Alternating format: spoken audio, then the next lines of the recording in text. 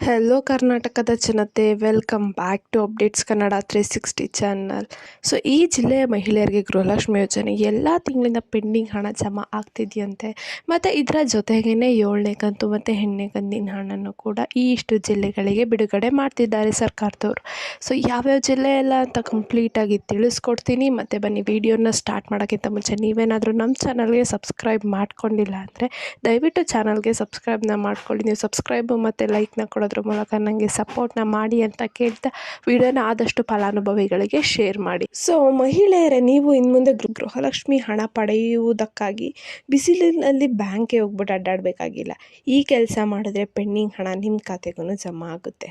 So ಇದ್ರ ಬಗ್ಗೆ ಎಲ್ಲ ಡೀಟೇಲ್ ಆಗಿ ತಿಳಿಸ್ಕೊಡ್ತೀನಿ. ಸೊ ವಿಡಿಯೋನ ಎಲ್ಲೂ ಸ್ಕಿಪ್ ಮಾಡೋಕ್ಕೆ ಹೋಗಬೇಡಿ, ಕೊನೆವರೆಗೂ ನೋಡಿ. ಏನು ಗೃಹಲಕ್ಷ್ಮಿ ಯೋಜನೆ ಜಾರಿಗೆ ಬಂದು ಒಟ್ಟು 7 ತಿಂಗಳು ಕಳೆದಿದೆ. ಇಲ್ಲಿವರೆಗೂ ಮಹಿಳೆಯರಿಗೆ 14,000 ರೂಪಾಯಿನ ಪಡ್ಕೊಂಡಿದ್ದಾರೆ. 8ನೇ ಕಂತಿನ ಹಣನೂ ಆಲ್ರೆಡಿ ರಿಲೀಸ್ ಆಗಿದೆ. 8ನೇ ಕಂತಿನ ಹಣ ಬಂದವರು ಬರೋಬ್ಬರಿ 16,000 ರೂಪಾಯಿನ ಪಡ್ಕೊಂಡಿದ್ದಾರೆ. ಸೊ ಇವ್ರಿಗೆಲ್ಲ ಇಷ್ಟು 8ನೇ ಕಂತಿನ ಹಣ ಬಂದಿದೆ ಅಂದರೆ ನಿಮ್ಮ ಖಾತೆಗೆ ಯಾಕೆ ಹಣ ಬಂದಿಲ್ಲ? ಸೊ ಮೊದಲು ಈ ಕಾರಣಗಳನ್ನ ತಿಳ್ಕೊಳ್ಳೋಣ. ಏನಕ್ಕೆ ನಿಮ್ಮ ಖಾತೆಗೆ ಹಣ ಬಂದಿಲ್ಲ ಅಂತ. ನಿಮ್ಮ ಖಾತೆಗೆ KYC ಅಪ್ಡೇಷನ್ ಆಗಿರಲ್ಲ. ಮಹಿಳೆಯರು ಹೆಸರು ಮತ್ತು ವಿಳಾಸ ಮತ್ತಿತರ ದಾಖಲೆಗಳು ಆಧಾರ್ ಕಾರ್ಡಲ್ಲೇ ಬಂದಿರುತ್ತೆ, ರೇಷನ್ ಕಾರ್ಡಲ್ಲೇ ಬಂದಿರುತ್ತೆ, ಮತ್ತು ಬ್ಯಾಂಕ್ ಖಾತೆಗೆ ಒಂದು ಕೊಟ್ಟಿರ್ತೀರ.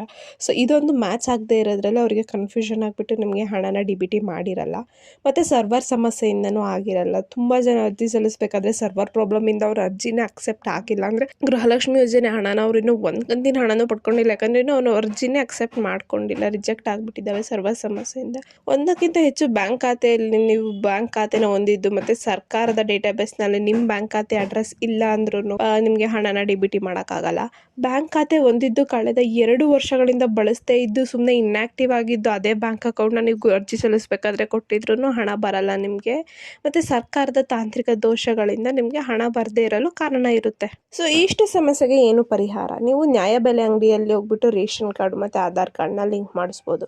ಆಮೇಲೆ ಮೊದಲು ಆಧಾರ್ ಕಾರ್ಡ್ನ ಅಪ್ಡೇಟ್ನ ಮಾಡಿಸ್ಕೊಳ್ಳಿ. ಬ್ಯಾಂಕ್ ಖಾತೆಗೆ ಹೋಗ್ಬಿಟ್ಟು ನೀವು KYC ಮತ್ತು NPCI ಮ್ಯಾಪಿಂಗ್ನ ಮಾಡಿಸ್ಕೋಬೋದು. ಏನಾದರೂ ನಿಮಗೆ ಹೆಚ್ಚಿಗೆ ಸಹಾಯ ಬೇಕು ಅಂದರೆ ನೀವು CDPO ಅಧಿಕಾರಿಗಳು ಅಥವಾ ಅಂಗನವಾಡಿ ಸಹಾಯಕಿಯರು ಅಥವಾ ಆಶಾ ಕಾರ್ಯಕರ್ತರನ್ನ ಸಂಪರ್ಸ್ಕೋಬೋದು. ಅಥವಾ ಎಲ್ಲ ಸರಿಯಾಗಿ ದಾಖಲೆ ಸಿದ್ಧಪಡಿಸ್ಕೊಂಡು ಮತ್ತೊಮ್ಮೆ ಅರ್ಜಿನ ಹಾಕ್ಬೋದು. ಸೊ ಇಷ್ಟನ್ನ ನೀವು ಮಾಡಿದ್ರೆ ಪೆಂಡಿಂಗ್ ಹಣನ ಪಡ್ಕೋಬೋದು. ಸೊ ಏನಕ್ಕೆ ನಾನು ಪೆಂಡಿಂಗ್ ಹಣದ ಬಗ್ಗೆ ವಿಡಿಯೋ ಮಾಡ್ತಿದ್ದೀನಿ ಅಂದರೆ, ಪೆಂಡಿಂಗ್ ಹಣನ ಇದೇ ತಿಂಗಳು ರಿಲೀಸ್ ಮಾಡ್ತಾರೆ ಎಲೆಕ್ಷನ್ ಇರೋ ಕಾರಣದಿಂದ. ಸೊ ಅದಕ್ಕೆ ಯಾರ್ಯಾರೆಲ್ಲ ಪೆಂಡಿಂಗ್ ಹಣನ ಪಡ್ಕೋಬೇಕು ಅಂತ ಇದ್ದರೆ ಅವರು ಮತ್ತೆ ಅರ್ಜಿನ ಹಾಕ್ಬೋದು ಅಥವಾ ಇಷ್ಟು ಚೇಂಜಸ್ನ ಮಾಡಿಸ್ಕೋಬೋದು. ಇಷ್ಟು ಚೇಂಜಸ್ನ ಮಾಡಿಸ್ಕೊಂಡು ನಿಮಗೆ ಹಣ ಬರ್ತಿಲ್ಲ ಅಂದರೆ ನೀವು ಪೋಸ್ಟ್ ಆಫೀಸಲ್ಲಿ ಅಕೌಂಟ್ನ ತೆಗೆದುಬಿಟ್ಟು ಮತ್ತೆ ಹೊಸದಾಗಿ ಅರ್ಜಿನ ಹಾಕಬೇಕಾದ್ರೆ ಎಲ್ಲ ದಾಖಲೆಗಳು ಲಿಂಕ್ ಆಗಿದೆಯಾ, ಅಪ್ಡೇಟ್ಸ್ ಆಗಿದೆಯಾ ಅಂತ ನೋಡ್ಕೊಬಿಟ್ಟು ಮತ್ತೆ ಚೆಕ್ ಮಾಡ್ಕೊಬಿಟ್ಟು ಅರ್ಜಿನ ಹಾಕಿ. ಮತ್ತು ಯಾವ್ಯಾವ ಜಿಲ್ಲೆಗೆ ಹಣ ರಿಲೀಸ್ ಮಾಡ್ತಿದ್ದಾರೆ ಮತ್ತು 7ನೇ ಕಂತು 8ನೇ ಕಂತು ಯಾವ್ಯಾವ ಜಿಲ್ಲೆಗೆ ರಿಲೀಸ್ ಆಗ್ತಿದೆ ಅಂತ ಒಂದು ಲಿಸ್ಟ್ ಸಿಕ್ಕಿದೆ ನಮಗೆ. ಆ ಲಿಸ್ಟನ್ನ ನಿಮಗೆ ಹೇಳ್ತೀನಿ ಇವಾಗ. ಸೊ ಕೊಡಗು, ಕೊಪ್ಪಳ, ಮಂಡ್ಯ, ಮೈಸೂರು, ರಾಯಚೂರು, ರಾಮನಗರ, ಶಿವಮೊಗ್ಗ, ತುಮಕೂರು, ಉತ್ತರ ಕನ್ನಡ, ಉಡುಪಿ, ಯಾದಗಿರಿ, ದಕ್ಷಿಣ ಕನ್ನಡ, ಗದಗ, ಕಲಬುರಗಿ, ಹಾಸನ, ಹಾವೇರಿ, ಚಿಕ್ಕಮಗಳೂರು, ಚಿತ್ರದುರ್ಗ, ಚಿಕ್ಕಬಳ್ಳಾಪುರ, ಚಾಮರಾಜನಗರ, ಬೀದರ್, ವಿಜಯನಗರ, ಬಳ್ಳಾರಿ, ಬೆಳಗಾವಿ, ಬೆಂಗಳೂರು ನಗರ, ಬೆಂಗಳೂರು ಗ್ರಾಮಾಂತರ, ಬಾಗಲಕೋಟೆ, ದಕ್ಷಿಣ ಕನ್ನಡ ಮತ್ತು ದಾವಣಗೆರೆ. ಸೊ ಇಷ್ಟು ಜಿಲ್ಲೆಗಳಿಗೆ ಪೆಂಡಿಂಗ್ ಹಣದ ಜೊತೆಗೆ 8ನೇ ಕಂತು ಮತ್ತು 7ನೇ ಕಂತಿನ ಹಣನ ಫಸ್ಟು ರಿಲೀಸ್ ಮಾಡ್ತಾ ಇದ್ದಾರೆ.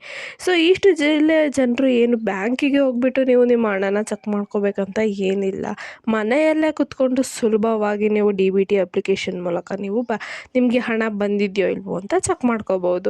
ಸೊ ಈ ಮಾಹಿತಿ ನಿಮಗೆ ಇಷ್ಟ ಆಯಿತು ಅನ್ಕೊತೀನಿ. ಇಷ್ಟ ಆದರೆ ದಯವಿಟ್ಟು ಚಾನಲ್ಗೆ ಸಬ್ಸ್ಕ್ರೈಬ್ನ ಮಾಡಿಕೊಂಡು ಸಪೋರ್ಟ್ನ ಮಾಡಿ ಅಂತ ಕೇಳ್ತಾ, ಏನೇ ಪ್ರಾಬ್ಲಮ್ ಇತ್ತಂದರೆ ಕಮೆಂಟ್ನ ಹಾಕಿ. ಧನ್ಯವಾದಗಳು.